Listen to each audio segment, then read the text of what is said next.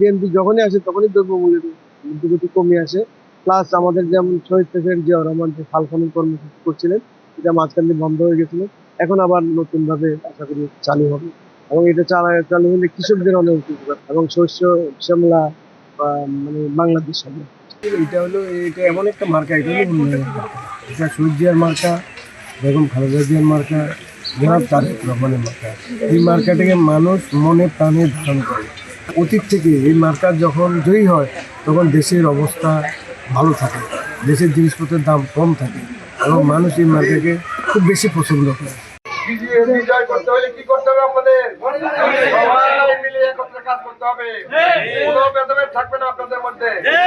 আমাদেরকে ভালোভাবে বুঝাইতে হবে যে ধানের শীষ এমন একটা মার্কা, অনেক দামি মার্কা, শহীদ প্রেসিডেন্ট জিয়াউর রহমানের মার্কা, বেগম খালেদা জিয়ার মার্কা, জনাব তারেক রহমানের মার্কা, আগামী দিনে উন্নয়নের মার্কা হলো ধানের শীষ। তার মধ্যে এমন হিংসা বিদ্বেষ থাকবে না। আমরা সবাই মিলেমিশে কাজ করবো।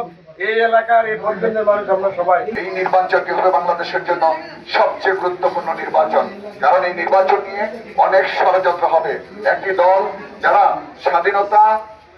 স্বাধীনতার সময় বাংলাদেশের বিরোধিতা করেছিল, এদেশের মা মন্দির ইজ্জত লুণ্ঠন করেছিল এবং অসংখ্য মানুষকে হত্যা করেছিল না? এই দলটা আজকে এই 12 তারিখে নির্বাচনকে বানচাল করার চেষ্টা করছে। আমাদের নেতা শহীদ রাষ্ট্রপতি জিয়াউর রহমান স্বাধীনতার ঘোষণা দিয়ে এই দেশ স্বাধীন করেছিল নাকি? আমাদের দল মুক্তিযুদ্ধের দল, এতে কোনো সন্দেহ আছে?